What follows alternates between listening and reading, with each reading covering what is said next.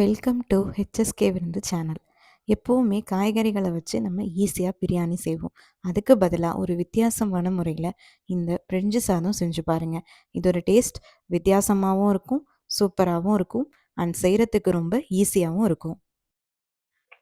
Vegetable பிரிஞ்சி செய்யறதுக்கு தேவையான பொருட்கள் என்னென்னு பார்த்தோம்னா, மிளகு, ஜீரகம், சோம்பு, அன்னாசிப்பூ, கல்பாசி, கிராம்பு, கசகசா, பட்டை, ஏலக்காய் இது எல்லாத்தையும் மிக்சி ஜார்ல மாத்தி பவுடரா அரைச்சி எடுத்துக்கோங்க.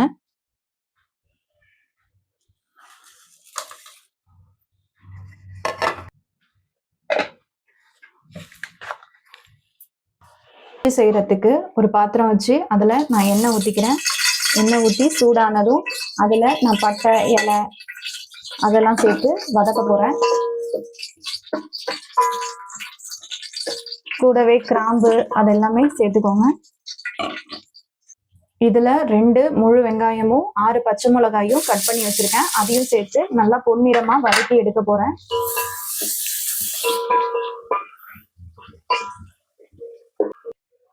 இப்போ ஆனியன்லாம் கோல்டன் ப்ரௌன் ஆயிட்டு இருக்கிற இந்த நேரத்துல இஞ்சி பூண்டு பேஸ்ட் நான் சேர்த்துக்கிறேன். சேர்த்து கலரி விட்டுருங்க. உப்பு சேர்த்துக்கிறேன். கொத்தமல்லியும் புதினாவும் சேர்த்துக்கிறேன்.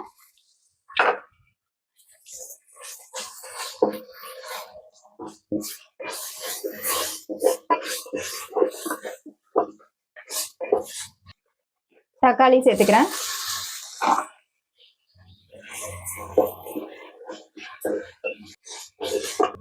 இப்போ எல்லாம் நல்லா வதங்கின ஸ்டேஜ்ல நம்ம அரைச்சி வச்சிருக்கோம் இல்லையா மிக்சி ஜார்ல, அந்த பவுடரையும் நான் இதோட சேர்த்துக்கிறேன். சேர்த்து நல்லாவே கலரி விட்டுருங்க.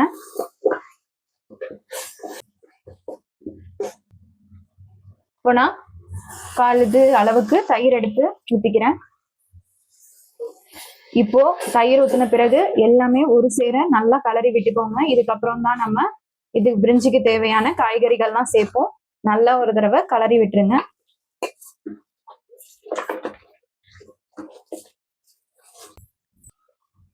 நான் இதுல லைட்டா ஒரு பிஞ்ச் அளவுக்கு கொஞ்சமா மஞ்சத்தூள் சேர்த்துக்கிறேன்.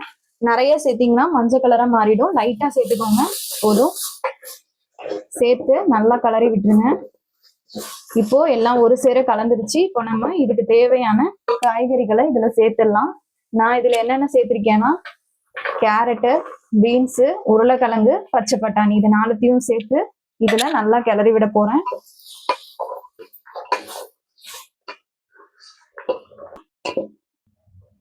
இப்போ நான் 1 கிளாஸ் அளவுக்கு இதுல தண்ணி சேர்த்து இந்த காய்கறிகளை கொதிக்க விட போறேன்.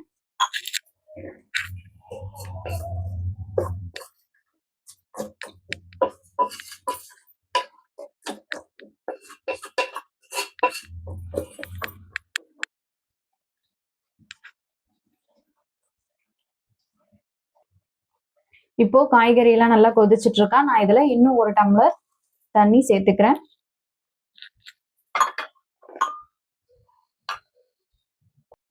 இன்னொரு டம்ளர் தண்ணியும் சேர்த்துக்கிறேன். மொத்தமா நான் 3 டம்ளர் தண்ணி சேர்த்திருக்கேன். ஏன்னா நான் 1.5 கப் அளவுக்கான பாஸ்மதி அரிசி எடுத்து தண்ணியில போட்டு ஊற வச்சு வச்சிருக்கேன் 1/2 மணி நேரம்.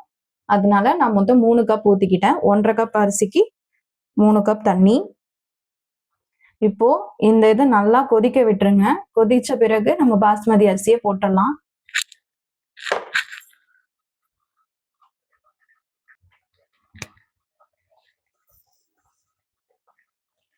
இப்போ கொதிக்க ஆரம்பிச்சிருச்சு இல்லையா, இதுல நான் பாஸ்மதி அரிசியை சேர்த்துக்கிறேன்.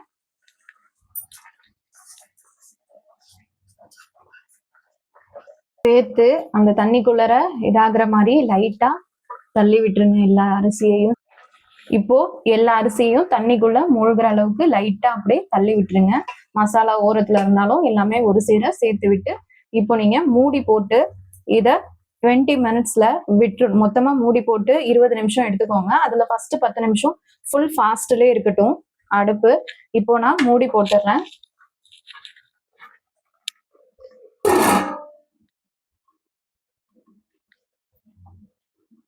இப்போ மூடி போட்டு 10 நிமிஷம் அடுப்பை ஃபாஸ்ட்லயே வச்சிருங்க. 10 நிமிஷம் கழிச்சு நம்ம ஓபன் பண்ணலாம்.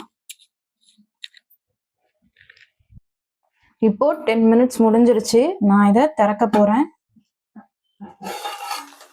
திறந்தீங்கன்னா பாத்தீங்கன்னா இந்த மாதிரி இருக்கும். இப்போ நான் அப்படியே அடுப்பை ஆஃப் பண்ணிட்டு இது மேல ஒரு வெயிட்டான பொருள் ஏதாச்சும் வச்சு தம் போட்டீங்க அப்படின்னா இன்னுமே நல்லா குக் ஆயிடும் ரைஸ் எல்லாம். இப்போ இதை மூடி போட்டு அடுப்பை ஆஃப் பண்ணிக்கிட்டு ஒரு வெயிட்டான பொருள் ஏதாச்சும் எடுத்து உங்களோட பாத்திரத்து மேல வச்சுக்கோங்க.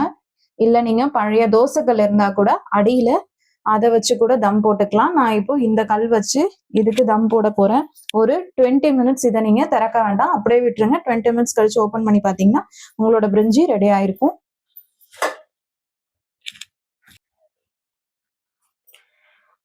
இப்போ 20 மினிட்ஸ் ஆயிடுச்சு. நான் ஃபுல்லா இதெல்லாம் எடுத்துக்கிறேன். எடுத்துட்டு இப்போ நம்ம ஓபன் பண்ணி பார்க்கலாம்.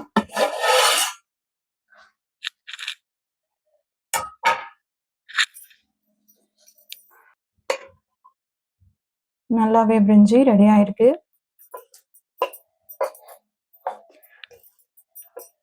இப்போ இதை பொறுமையா எடுங்க, சாதம்லாம் உடைய